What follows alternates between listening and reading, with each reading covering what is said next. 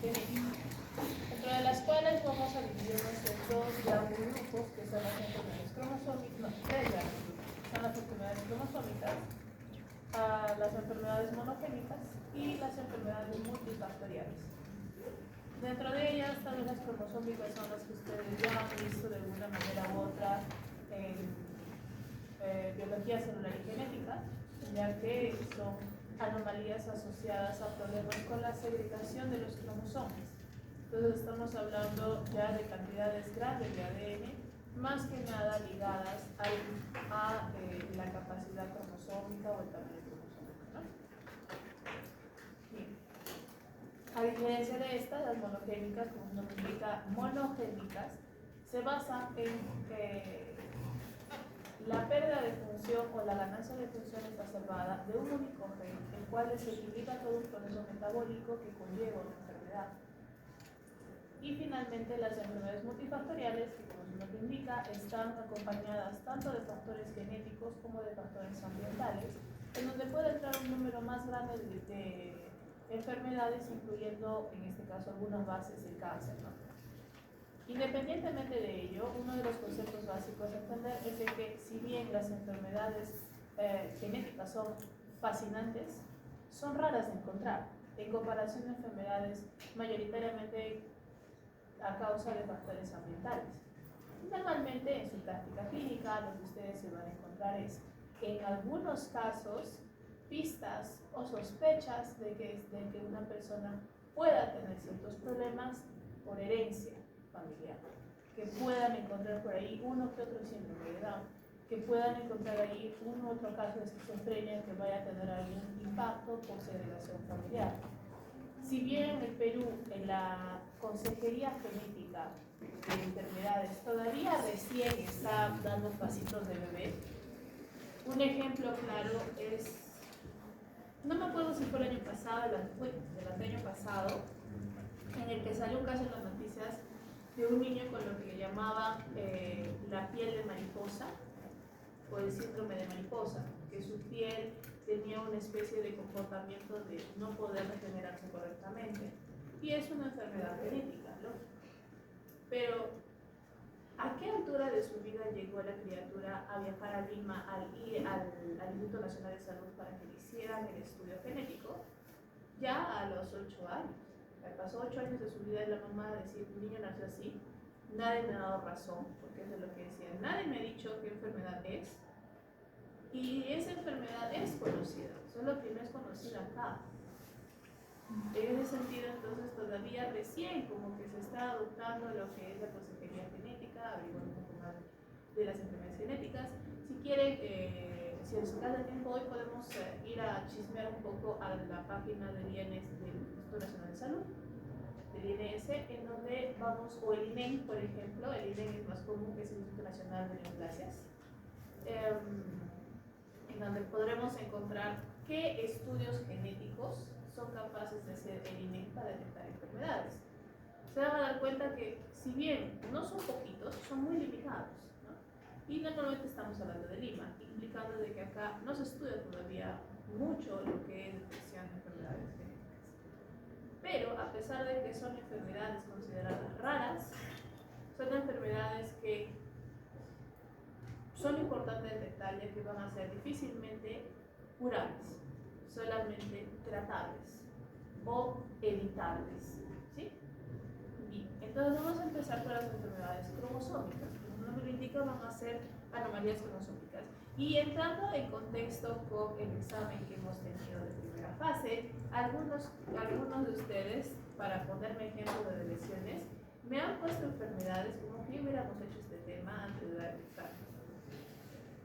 No coman ansias. En este examen sí van a venir casos clínicos en los que me tengan que poner qué enfermedades son. ¿Ya? No coman ansias, les va a tocar. Pero antes de eso, por ejemplo, me han puesto algunas que no sabía ni siquiera que estaban hablando, como el síndrome de Klinefelter o el virus SHA. Vamos a verlos ahora con más detalle, ¿sí? Ya. Pero es que ponía el virus SHA mal escrito. Mal escrito, que es una frase en francés mal escrita.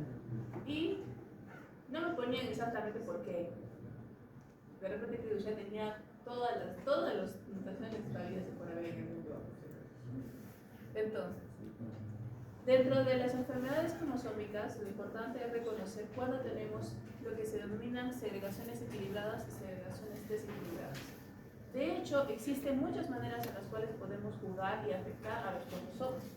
Dentro de ellas vamos a encontrar aquellas en las que no vamos a tener un cambio en la dosis genética y otras en las que vamos a tener un cambio en la dosis genética. Significa, tal vez ustedes hayan visto en algunas películas, ¿qué se me viene a la mente ahorita? Alien, en la que aparentemente el alien tenía más cromosomas que nosotros. ¿Se imaginan un ser humano con más de 46 cromosomas?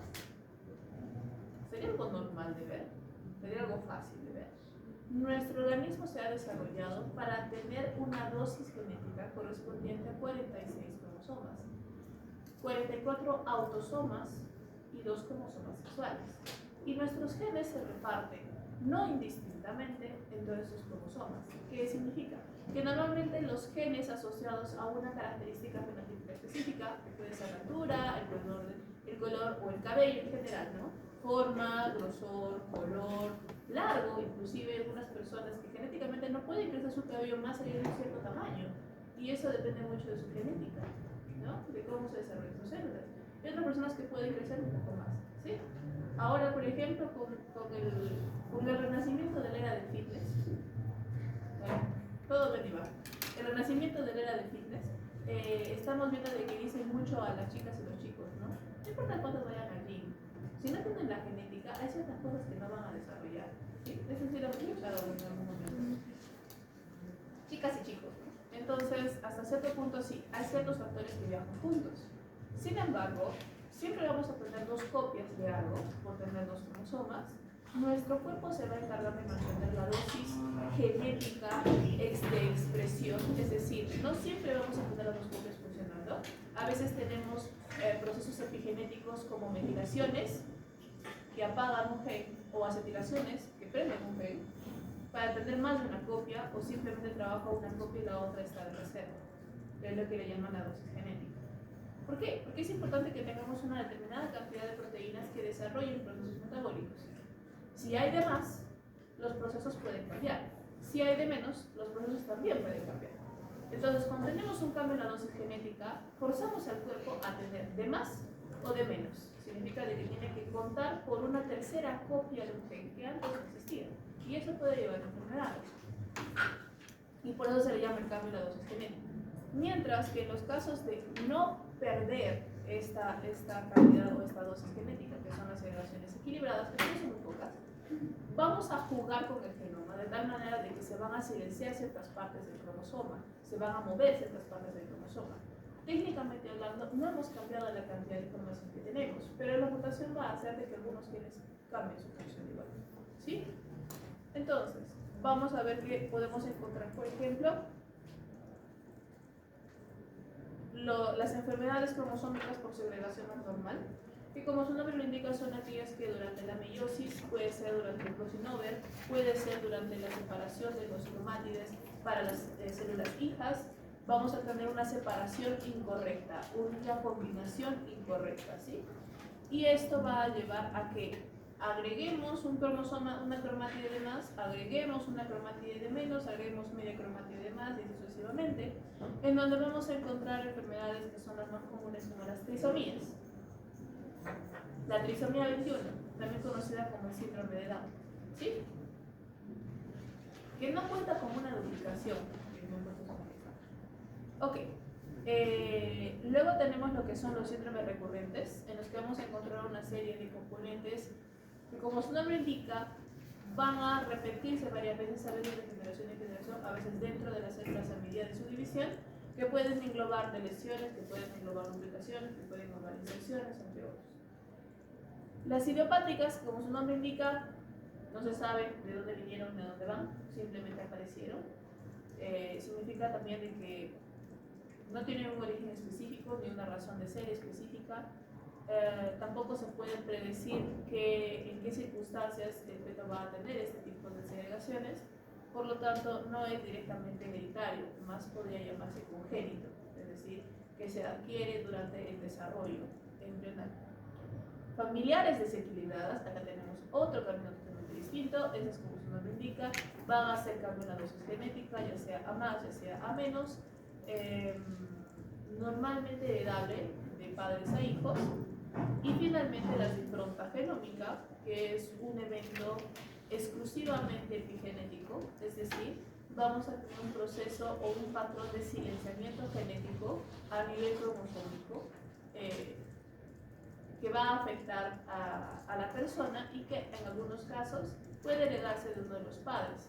La impronta, como su nombre indica, es un patrón epigenético heredable de los padres, ¿sí? Bien, entonces vamos a empezar con las segregaciones cromosómicas anormales, en donde lo más común es una aneuploidía. Aneuploidía significa de que vamos a tener o más o menos cromátides de las que deberíamos, donde vamos a tener entonces al menos los tres trastornos más caracterizados, que es la trisomía 21, que la conocen como el síndrome de Down, pero también tendremos la trisomía 18 y la trisomía 13. Normalmente estas están caracterizadas por un retraso en el crecimiento, también un retraso intelectual característico, ciertas malformaciones fenotípicas que van a darle rasgos característicos a las personas que sufren esta enfermedad, y otras anomalías congénitas, anomalías en el desarrollo producto de la dosis genética. También vamos a tener de que esto puede, pues, otros problemas que pueden aparecer por este tipo de malas segregaciones cromátides es la disomía uniparental. Como su nombre indica, es de que en vez de tener una cromátide de cada padre, tenemos dos cromátides de un solo padre. Esto trae muchos problemas, porque en primer lugar, si el progenitor tiene algún defecto en su cromátide, uno de los progenitores tiene un defecto en su cromátide, y perdemos la cromátide del otro progenitor, lo más probable es que no tengamos un proceso de compensación. ¿Sí? Tenemos doble dosis de un padre, va a haber una formación un poco complicada. Si estamos asociándonos a una disomía de cromosomas sexuales, peor, porque nos daremos cuenta de que los cromosomas sexuales son indispensables para la formación de un hermano correcto, ya sea el cromosoma X de papá o el cromosoma Y de papá y el cromosoma X de mamá, que van a tener una segregación específica de genes, por lo tanto también es peligrosa. La disomía puede ocurrir por muchas razones. En primer lugar, puede ocurrir simplemente porque hubo una mala distribución cromosómica al momento de generar los gametos en padre o madre independientemente, o puede ser de que debido a que uno de los cromosomas, ya sea de papá o de mamá, no se logró segregar correctamente, es decir, tenemos una monosomía, falta de una cromátide. Nuestro cuerpo, como ya saben, no puede tolerar cosas que no vengan en pares o en sets. Por lo tanto, hará todo lo posible por recuperar el material genético que no tiene. Así que utilizará la única copia que tiene para crear otra. Es decir, copiará en la única cromátide que tiene y si no se cuenta hará una disomía parental, en su búsqueda de mantener el equilibrio de la dosis genética. ¿Sí? Una de las características clave de estos problemas, de estas aneuploidías, es la incompatibilidad con la vida. Entonces, ¿por qué escuchamos tanto del síndrome de Down en comparación a las otras? A ver, dígame, ¿alguna vez han escuchado acerca de la trisomía 13 y la trisomía 18? Para nada. Es que debe mucho a su rareza y a sus pronósticos de vida, ¿sí? O a la viabilidad finalmente de los pequeños que tienen este tipo de trastornos. Significa de que hasta cierto punto una frase coloquial es decir que el cuerpo es muy sabio. Dicho de otro modo, el cuerpo siempre está controlando cómo se va desarrollando un embrión dentro de sí para las damas.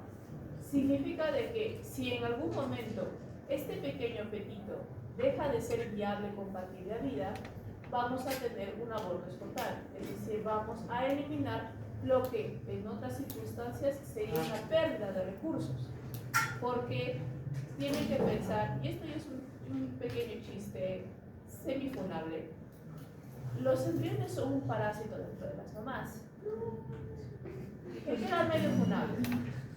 ¿Por qué? Porque van a consumir al menos el 60% de los nutrientes. el 70% de las vitaminas. La sangre de la mamá va a tener que incluir al feto para pasar estos alimentos. Significa de que la madre desde ese momento consume más para un bebé que para ella misma. Si para ella misma consume muy poco, se para el bebé mucho menos. ¿De acuerdo? Entonces, durante todo el periodo de la gestación, esta persona está compartiendo mitad de vida, mitad de recursos, mitad de energía con otro ser que está gestando. Por lo tanto, desde el momento en el que esta gestación no es viable y el cuerpo se da cuenta, el cuerpo empieza a atacar a la gestación porque le está quitando recursos que después no van a servir de nada. Es por eso que en algunos casos se produce abortos espontáneos. Puede ser por algo sencillo como problemas de anemia o desnutrición o deficiencia de ácido fólico que van a ver ya en otros cursos, o puede ser porque durante la gestación o durante la concepción ha habido tantas modificaciones genéticas que el propio bebé no puede formarse correctamente y el cuerpo lo sabe y se va a producir un aborto espontáneo. A veces tan temprano que la mamá ni se dio cuenta. Pero otras veces el cuerpo no es capaz de detectarlo porque el bebé más o menos como que está aguantando. Digo más o menos, porque va a depender de la dosis genética y de los cromosomas involucrados. Un ejemplo de esto es la trisomía 21 en comparación a la trisomía 18 y la trisomía 13. Entonces, la trisomía 21 se conoce más porque es la más común. Afecta a 1 de cada 850 niños nacidos, que eso es relativamente poco. ¿Sí? Significa, por ejemplo, aquí en Arequipa, ¿cuántos nacidos tenemos al año? Voy a preguntarle a Google que todo lo sabe.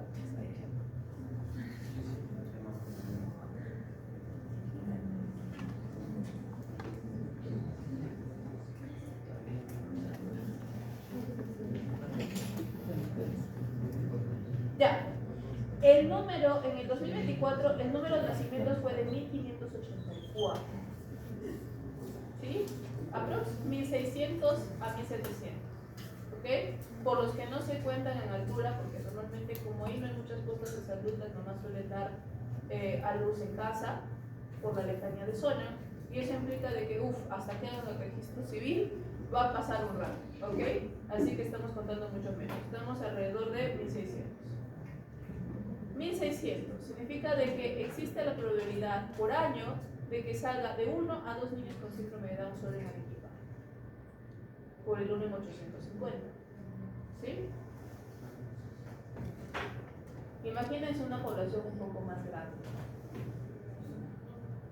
A diferencia de ello, una trisomía 18 y una trisomía 13 ocurre en 1 de cada 6.000 a 8.000 niños nacidos y en 1 cada 12.000 a 20.000 niños nacidos. Es decir, encontrarnos aquí en Arequipa con una trisomía 18 y una trisomía 13 es bien difícil. Estaríamos hablando 1 cada generación, tal vez. 1 cada generación. ¿Y qué sucede? Depende mucho de qué contengan estos cromosomas y qué es lo que se ve afectados. Por ejemplo, en el caso de la trisomía 21, normalmente entre las características clásicas vamos a tener hipotonía. La hipotonía normalmente se evalúa con los signos de Apgar con el bebé a partir después del nacimiento. Después del nacimiento el bebé es una gelatina, es un slime. No se va a mover, van a tener que cargarlo con mucho cuidado. Sus huesos son prácticamente con cartílago completo, así que necesitan mucho cariño durante las primeras semanas de vida. Pero a partir de ahí va a empezar a ser independiente, es decir, a patear y querer agarrar todo.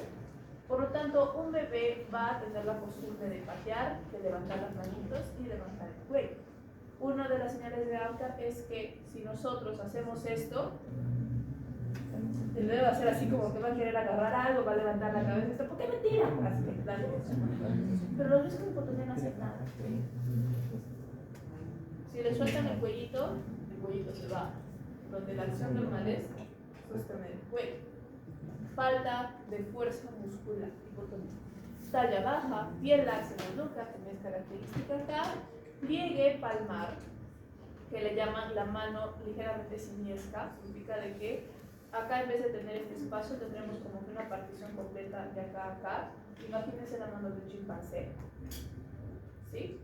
que tiene un espacio bien delimitado acá, un espacio bien delimitado acá, igual. Y también podemos tener clinodactilia, es decir, un ligero doblez en uno de los deditos. Podemos tener polidactilia, pero es un poco raro. Entonces, esas son características, occipucio plano, por ejemplo, que van a observarse una vez que el bebé ha nacido. Tal vez el occipucio o la parte plana de la cabeza se puede observar a través de fotografías, ¿no? Y bueno, otro de los detalles característicos del síndrome de Down es la discapacidad intelectual moderada a leve.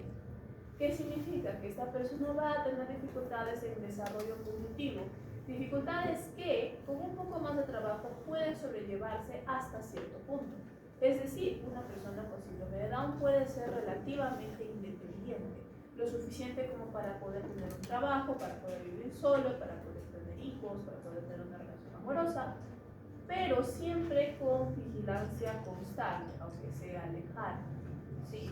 Porque hay algunos conceptos elaborados que le cuesta comprender, pero generalmente va a tener un buen desarrollo. Estamos hablando de discapacidad intelectual moderada a leve. Sin embargo, el tiempo de vida de una persona con síndrome de Down no supera los 55 años. Significa de que mueren relativamente jóvenes. Y es que asociado a estos pequeños detalles fenotípicos vamos a encontrar otras anomalías, dentro de las cuales tenemos diversos tipos de cardiopatías congénitas, es decir, malformaciones a nivel del sistema circulatorio, dentro de las cuales las más complicadas podrían encontrarse en las válvulas cardíacas, por ejemplo, o en la conexión de los nódulos que permiten las contracciones ventriculares o las contracciones auriculares. En ese sentido, dependiendo de lo complicado de la cardiopatía, vamos a tener un cambio en el tiempo de vida, en la calidad de vida.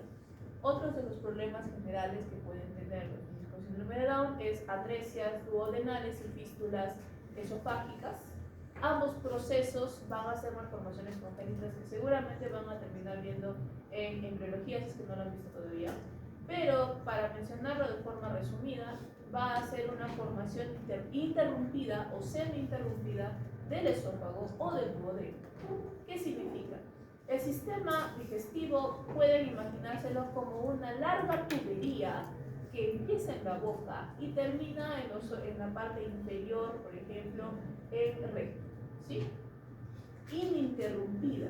Significa de que de la boca pasamos al esófago, del esófago pasamos al estómago, del estómago pasamos al intestino delgado, al intestino grueso y papá, ¿sí? Ininterrumpida, que es lo lógico, porque la comida entra por fuera. Lo que entra debe salir en algún momento, ¿verdad?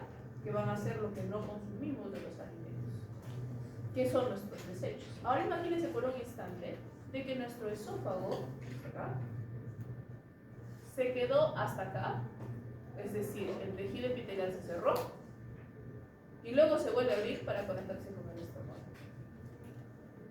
Ese niño podrá comer. No va a poder comer, toda la comida se le va a quedar en primera porción del esófago. Ahora imagínense que en lugar de que se detenga ahí, en realidad, como la fístula esofágica, se conecte con la tráquea. Y luego vuelva a salir hacia el esófago. Está conectada con la tráquea. Pobre criatura. Significa de que lo que coma va a hacer que se sienta que se está ahogando, porque va a tener cosas complicadas. ¿Sí? Va a ser doloroso, porque el esófago, a diferencia de la tráquea, es una tubería colapsada, lo que hace que los alimentos, el bolo alimenticio, a medida de que pasa, realmente pasa así, porque nuestros músculos van a tratar de empujar la comida a través de ese tubito que está todo colapsado. En cambio, la tráquea tiene anillos cartilaginosos, es un tubo duro que va a avanzar, se va a quedar atascado ahí y es muy grande, molesto. Solución obviamente es quirúrgica, cuando se puede lograr, ¿no? Porque es una cirugía complicada, pero si no, no hay una compatibilidad con el niño. En el caso de la atresia duodenal, igual, no hay conexión completa del intestino delgado, no hay absorción de nutrientes ni eliminación de desechos, por lo que tiene que hacer por cirugía reconectarse, ¿no? Entonces son casos más complicados, obviamente las probabilidades de vida disminuyen bastante. Finalmente tenemos demencia prematura y en algunos casos leucemia, ¿no? A pesar de todo, la esperanza de vida es muy alta. A diferencia de la trisomía 18 y la trisomía 13, que vamos a tener acá lo opuesto al síndrome de Down, vamos a tener hipertonía. Una hipertonía es cuando los músculos del bebé no dejan de contraerse. En vez de que esté flojito, no deja de contraerse. Las características clásicas va a ser que su manito siempre va a estar cerrada, porque está siempre contrayéndose. O cuando ustedes estiran o tensan el pie se levanta. Por eso es de que mencionan sus características, cierre de puño y pie mecedor, que es de la constante contracción muscular. También tenemos hipertonía, deficiencia en el crecimiento prenatal. En el caso de la trisomía 18 tenemos orejas de implantación baja y discapacidad intelectual grave, ¿sí? Malformaciones cardíacas graves. La atresia se puede complicar bastante, por eso dificultades en la alimentación y por lo general suelen vivir menos del año. O sea, es un proceso inviable completamente, ¿sí? También es por eso que es muy raro. Hay muy pocos niños suelen encontrarse pasado cierto periodo. Igualmente para la trisomía 13 tenemos microcefalia, igual cierre en puño, pie mecedora, polidactilia, es decir, más de nuestros 5 deditos por mano, anomalías oculares, labio leporino, fístula palatina, retraso grave, malformaciones en el sistema nervioso central, cardiopatías y también el 50% fallece en el primer mes y el 90% en el primer año, ¿sí? Son inviables, por eso es de que también se conoce un poco más al síndrome de Down. Otra de las características del síndrome de Down son las manchas de Brushfield, que suelen aparecer en los ojos. Obviamente un ojo café no es nada visible, pero son manchitas cafés que suelen ser visibles en ojos de color azul o color verde, ¿sí? Otra de las características clásicas, como hemos dicho, es la forma de cabeza característica, la falta de pliegue nasal, la forma de los ojitos, en este caso se quedan redondos, un poco más separados de lo normal. Las orejitas, que suelen ser ligeramente delgadas y con una forma particular. Tenemos, como hemos dicho, una supervivencia del 21%, especialmente si estamos asociados a fístulas traqueosofágicas, atresoduodenalocardiopatías. Algo curioso es que el síndrome de Down está asociado o existen mayores probabilidades de que un bebé tenga síndrome de Down dependiendo de la edad. Mucho se dice de la madre, de los padres. Significa que el papá también puede generar un síndrome de Down. No al tiempo de la mamá, pero lo puede generar. De hecho, el síndrome de Down puede surgir, la trisomía puede surgir en madre en meiosis 1 o en padre en meiosis 2. Y va a depender mucho de la edad. En el caso de las mujeres, a partir de los 35 años, las probabilidades incrementan a partir de los 40 casi exponencialmente.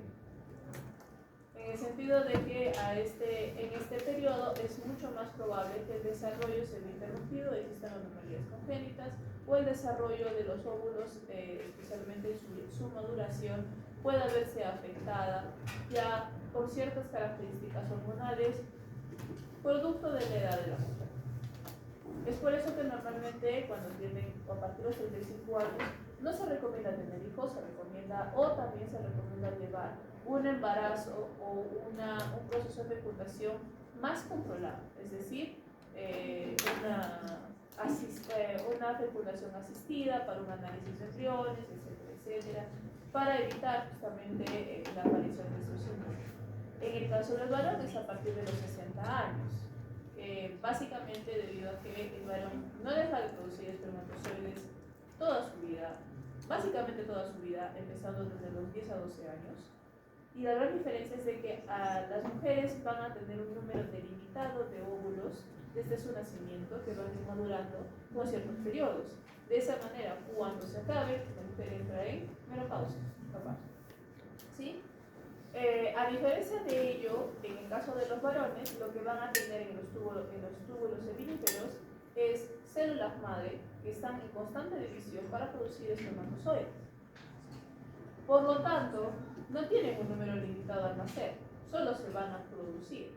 Es más, se van a producir con cierta velocidad, ¿no? Independientemente de la actividad sexual, siempre se producen espermatozoides. Significa de que son unas células de alta división sexual, de alta división celular, que eventualmente van a tener daños genéticos. A mayoría de edad, los espermatozoides, a pesar de que siguen produciendo, cada vez son menos viables. Medios atrofiados, medios deformes, colita que no funciona, colita rota, un perrito dando vueltas en círculos, es decir, obviamente la fertilidad del varón disminuye, a pesar de que siguen produciendo espermatozoides. Y esos espermatozoides tienen mayor probabilidad de poseer una trisomía que los otros, ¿sí? Porque son malformaciones agregadas o asociadas. Adicionalmente a estas características, tenemos de que, si bien el síndrome de Down es una enfermedad desequilibrada, que normalmente se evaluaba de forma muy sencilla. Si no observábamos a través de una ecografía nuestras características fisiológicas en el feto a medida que se va desarrollando, podemos hacerlo a través de un ensayo de cariotipo, que incluso el ensayo de cariotipo se hacía mucho antes de que se descubriera el ADN como tal, ya que lo que teníamos que hacer era inducir la división celular, por lo tanto forzar a la célula a transformar su cromatina en cromosomas, y antes de que se puedan generar las células hijas, detener el proceso, quedándonos con núcleo cero y los cromosomas en citoplasma. Rompemos la célula, los cromosomas salen de la célula y los podemos contar. De hecho, los podemos contar en un microscopio sin X y verlos sin ningún problema. Podemos hasta sacar una fotografía, ordenarlos bonito y poner hay 46, hay 46, no hay 47. ¿Estás seguro que está bien? Sí, hay 47, la cadena. Entonces, ustedes sabrán que los cromosomas tienen diferentes tamaños. Y a partir de los cromosomas 21, 22, 23 son cromosomas chiquititos. Así que es complicado confundirlos con un cromosoma 1 y un cromosoma 2, que son los más grandes. Entonces, ahí dicen, este es trisomía 21, este es trisomía 21. Ah, ya, ni modo, tenerlos que avisar, ¿no? Esto se puede hacer lógicamente post-nacimiento neonatal, se puede hacer por cribado prenatal, aunque es un poco peligroso, ya saben ustedes. Se puede hacer con parte de la sangre del feto que alcanza el cordón umbilical de la madre, siempre y cuando agarremos un glóbulo blanco, claro está. Y lamentablemente hay limitaciones. Imagínense una situación en la cual hacen un cariotipo, no, están los 46 cromosomas. ¿Se ha contado bien? Sí, conta bien. Ah, bueno, entonces no tiene nada. Pasan 9 meses y el bebé nace con enfermedad. No tenía nada, tenía 46. Le vuelven a hacer el análisis, sigue teniendo 46. Sigue teniendo 46. Entonces sus padres dicen que mal hecho, hubieran sido, ¿no? ¿Qué sucede? Existen otras tres versiones en realidad. Bueno, dos versiones dentro de una de las cuales dos versiones más, en el que podemos ocultar la tercera cromática del 21. El primero es mosaicismo, que significa, ustedes ya saben, significa de que solamente un porcentaje celular va a tener una trisomía 21 y el otro porcentaje no. Eso va a hacer que las características de la enfermedad sean mucho más leves que las de un síndrome de Down convencional y que pueda incluso a veces pasar ligeramente desapercibido, ¿sí?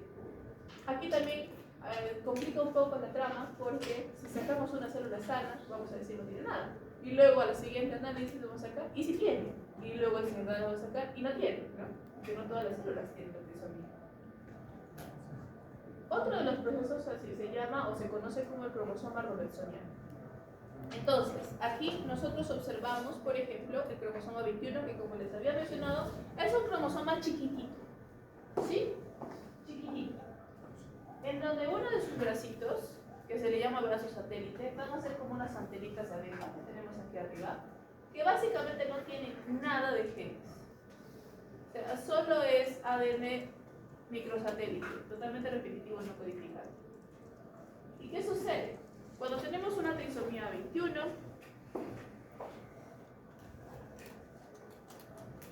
Uy, otra vez me olvidé mi plumón azul. Ya. Cuando tenemos una trisomía 21, vamos a tener esto. Mi cromosoma 21, así, trisomía, ¿verdad? Entonces, por ahí vamos a tener volando el cromosoma 14. El cromosoma 14 también va a tener un satélite, pero va a ser un poco más largo.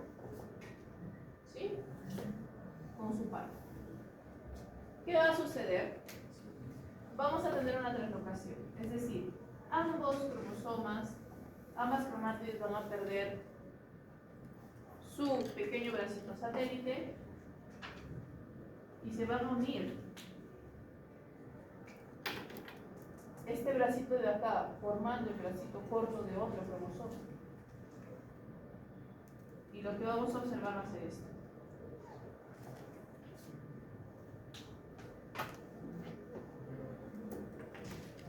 Y se enmascaró. Porque ahora tendremos algo que parece completamente normal. Es decir, ahora vamos a contar 46. Para ojos no muy diestros, esto se va a ver muy similar. Y van a decir, no hay nada. Sí hay, solo que está oculto. Esto se conoce como el cromosoma robertsoniano. Puede ocurrir entre 14 y 21. O puede ocurrir, por eso decía, dos minipartes, entre 21 y 21. ¿Qué significa? Que ahora este se junta con este. Y lo que vamos a tener va a ser esto así y esto así, mucho menos visible, ¿sí? Técnicamente estos son dos brazos largos de cromosoma 21. Simplemente no se ven, son tres, siguen siendo tres.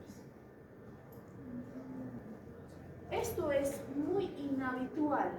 Estamos hablando de un 4% de los casos de síndrome de Down.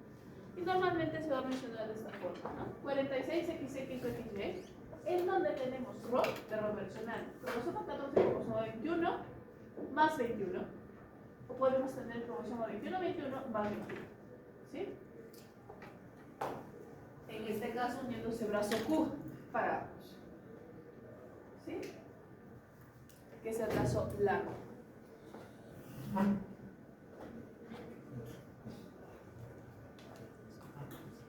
¿Hasta acá alguna pregunta?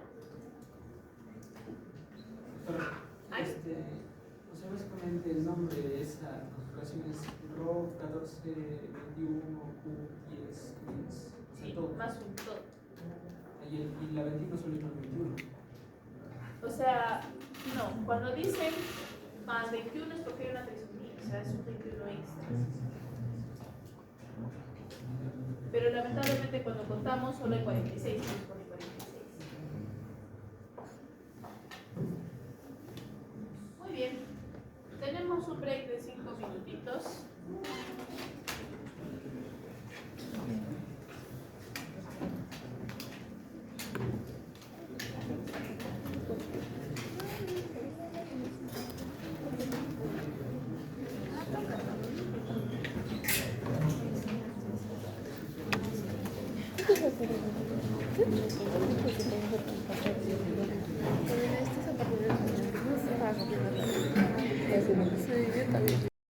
En muchos casos, sucesiones de procesos como duplicaciones o deleciones que pueden afectar directamente, obviamente la dosis genética, porque vamos a tener más o menos material, y van a responder a un retraso en el desarrollo, en algunos casos de discapacidad intelectual, rasgos dismórficos y malformaciones. Normalmente vamos a tener que basarse en ciertas matrices cromosómicas o en ciertas regiones definidas, y a pesar de que no tenemos una sola enfermedad asociada a una mutación en específico, van a existir ciertos síndromes que han sido descritos y llamados como tal en base a algunos genes. Por ejemplo, para el cromosoma 22, uno de los síndromes más comunes, específicamente el cromosoma 22, es el síndrome de George, que tal vez han escuchado ese nombre antes. Es un síndrome más que nada asociado a problemas o cardiopatías específicas, ya que tenemos especialmente una deleción de 3 megabases en el cromosoma 22Q, o sea, su brazo largo, banda 11.2, y que va a llevar, entre algunas cosas, vamos a tener cardiopatías, baja estatura, ciertos rasgos faciales muy particulares como apertura ocular reducida, las orejas ligeras de ligera implantación baja ligera, nariz bulbosa, entre otros detalles, ¿no? De hecho, para algunas personas es muy obvio, ¿no? Y para otras es casi imperceptible, dependiendo del tamaño de la lesión. Si no es el síndrome de George, también se pueden tener otras cardiopatías, las cuales no van a encontrarse con un nombre específico, ¿no? Ustedes conocen a un chiquito de Stranger Things, de la serie de Stranger Things, con el cabello rosito, los dientes medios faltantes, carita planita, nariz media bulbosa, ojitos separados. Se creyó por mucho tiempo de que él tiene síndrome de George. No lo ha negado, pero no lo afirmó, tampoco lo ha negado. Bueno, ya, cosas. Pero de que tiene síndrome de George. En este caso corresponde. Luego tenemos lo que son las idiopáticas o esporádicas, como su nombre indica, no tienen un origen concreto y van a ser infecciones o de lesiones esporádicas en ciertas zonas que pueden ser repetitivas, que pueden ser más grandes o más pequeñas y que por lo tanto también van a ser muy raras, afectando de uno en cada 171 niños nacidos. Aquí finalmente encontramos el bendito síndrome Crenshaw, que se escribe cri, llanto en francés, du chat, de gato. Es el síndrome llanto de gato, que se le denomina así porque los niños van a tener, en vez de francamente, cuando los gatos lloran parecen bebés, que yo no sé de dónde viene este problema, y si ustedes han visto La Maldición saben a qué me refiero, pero cuando los niños lloran van a llorar como el maullido lastimero de un gatito. Sí, acuérdense de La Maldición o Yuo, ese mocoso blanquito que gritaba como un gato. Algo similar, pero esto no va. Algunas de las características, en este caso, como hemos dicho, va a ser una lesión terminal o intersticial que puede presentarse específicamente en el brazo corto del cromosoma 5. Y entonces vamos a tener algunos rasgos característicos como maullido de gato, microcefalia, hipertelorismo, leve implantación baja, y es sumamente raro. Estamos hablando de 1 en cada 15.000 niños nacidos. ¿Cómo se observa esto? Entonces, como ya hemos mencionado, los ojos van a estar altamente separados, las orejas van a tener implantación baja, la zona de los ojos va a tener una apertura ligeramente más angosta y la nariz va a ser mucho más pequeña. También vamos a tener un problema en esta zona de acá, como hemos dicho, microcefalia, la casa es muy chiquita. Y como pueden ver acá en un análisis relacional de las diferentes bandas del brazo corto del cromosoma, cromosoma 5, podemos observar que acá tenemos la banda 15 hasta la 13. Podemos observar que a medida que empezamos con la banda 15, por eso dice de que es terminal o intersticial, porque vamos de banda 14 hasta banda 13. A medida que vamos perdiendo más material genético, vamos a observar mayor cantidad de efectos peligrosos. Empezamos con el habla, problemas en el habla y el clásico maullido de gato, que es por ahí recibe su nombre, y vamos a encontrar un ligero retraso mental y el fenotipo facial. Pero a medida de que vamos a perder mayor cantidad de información, el retraso mental se acrecenta mucho. ¿Sí? El retraso mental se acrecenta mucho.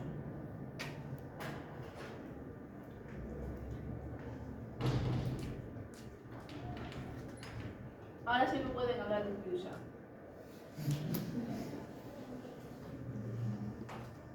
Y luego tenemos de ejemplo a los síndromes de impronta genómica. Entonces, como habíamos mencionado, la impronta es un proceso a través del cual, por acciones epigenéticas que pueden ser metilaciones, acetilaciones, fosforilaciones, vamos a activar o no activar determinados genes.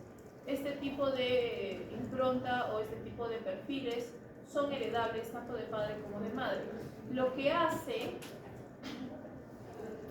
que a pesar de que, además, mejor dicho, de que una cierta segregación casi equitativa de los padres, nosotros no somos una mezcla 50% de rasgos de papá y mamá, ¿no?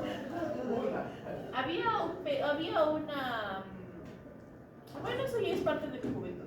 Había una época en la que, no sé cómo, imagino, con la IA no se sorprende que no se haga tanto, conteniendo la IA, que era tratar de crear niños de celebridades, si es que tuvieran hijos. Pero esa tecnología, sí, todavía, y la IA todavía puede hacer eso, ya arregla. Pero el problema es de que la IA lo contaba en un 50% de facciones de cada papá y salían literal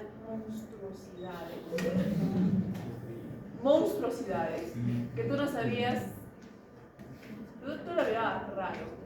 Igual ustedes, no son 50% equitativo de papá y mamá, ni de abuelo y abuela, ¿no? Que son los que papá. De hecho, los hijos primogénitos suelen parecerse más al papá y los hijos segundos o terceros más a la mamá. Eso es producto de la impronta, que selecciona ciertas características y silencia otras, para que se genere un fenotipo más definido. Y son heredables. Significa de que algunos rasgos que dicen, no, se han escuchado eso, ¿no? Tiene la genética fuerte, tiene rasgos fuertes, porque que se han compartido. No, lo que tiene es una impronta que se ha compartido y que por lo tanto está afectando a las células y se ha generado esa visión. ¿Sí? A veces esta impronta complica la trama, donde vamos a tener que, gracias a la impronta como tal, vamos a tener el silenciamiento total de uno de los cromosomas de los progenitores, lo que va a llevar técnicamente a un fenotipo de una anomalía desequilibrada, cuando en realidad los cromosomas están ahí. O sea, es una anomalía equilibrada, pero falta de esas copias, vamos a tener problemas de desarrollo. Y en este caso, el mejor ejemplo para describir la impronta genómica son el síndrome de Prader-Willi y el síndrome de Angelman. Un mismo síndrome que está asociado al silenciamiento total del cromosoma 15. Sin embargo, va a adquirir nombres diferentes dependiendo de cuál es el cromosoma silenciado. Si el cromosoma silenciado es el del papá o si el cromosoma silenciado es el de la mamá. Aquí tenemos una imagen donde están tanto la copia paternal-maternal y el X significa el silenciamiento como tal. Cuando nosotros silenciamos la copia papá, que es la copia que está en azul, lo que vamos a tener es el síndrome de Prader-Willi. Es decir, solo se expresa la copia de mamá. ¿Ok? Mientras que cuando se inhibe completamente la copia de mamá, y solo tenemos la copia de papá, vamos a tener lo que se conoce como el síndrome de Angelman.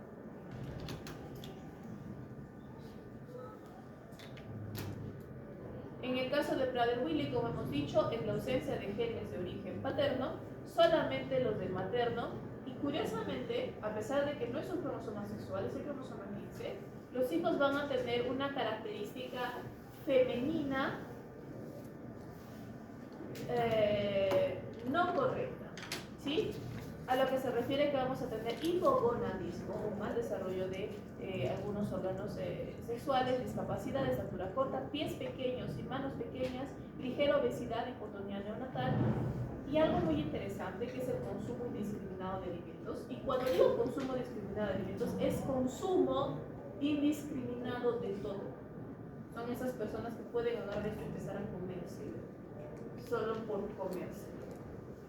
Es decir, los genes que controlan el sistema de hambre, el sistema de poder, no se quedan quietos, no pueden dejar de comer, independientemente si tienen hambre y si no tienen hambre, no pueden dejar de comer.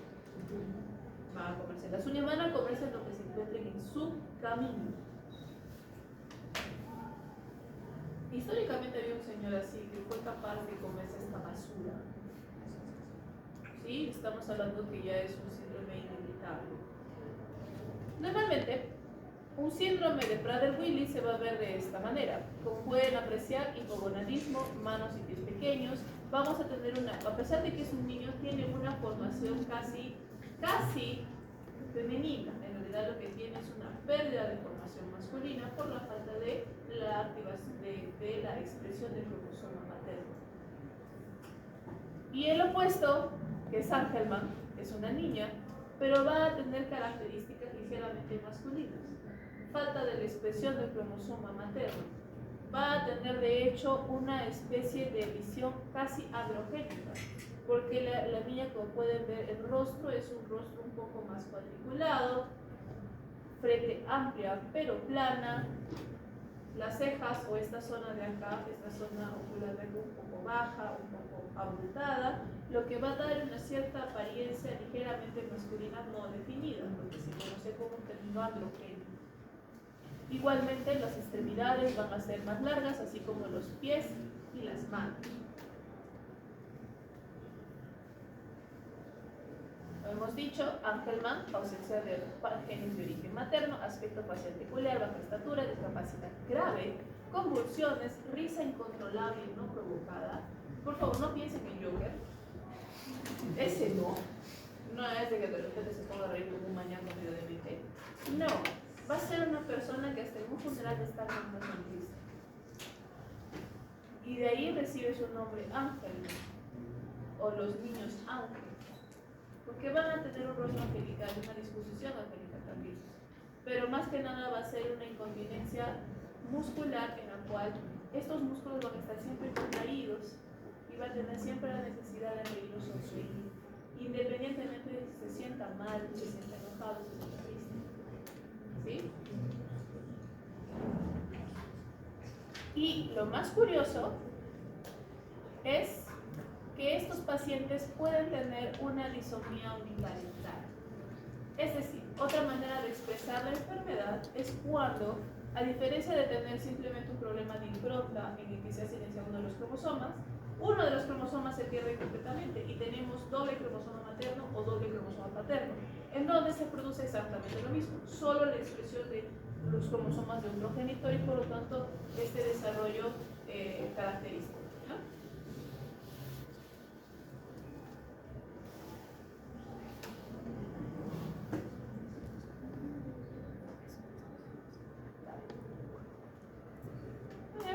Preguntas hasta acá.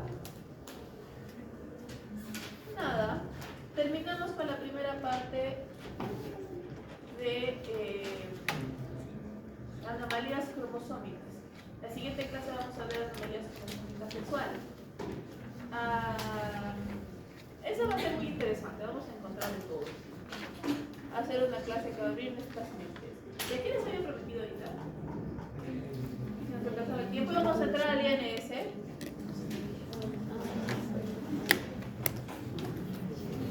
Un ratito.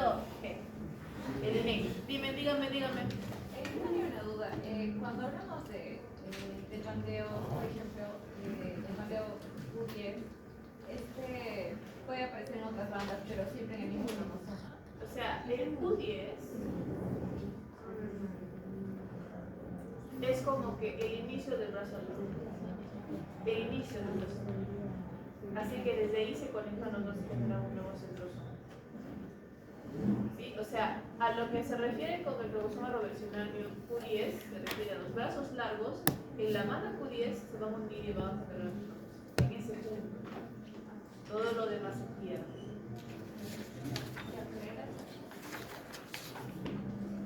Trabajos no.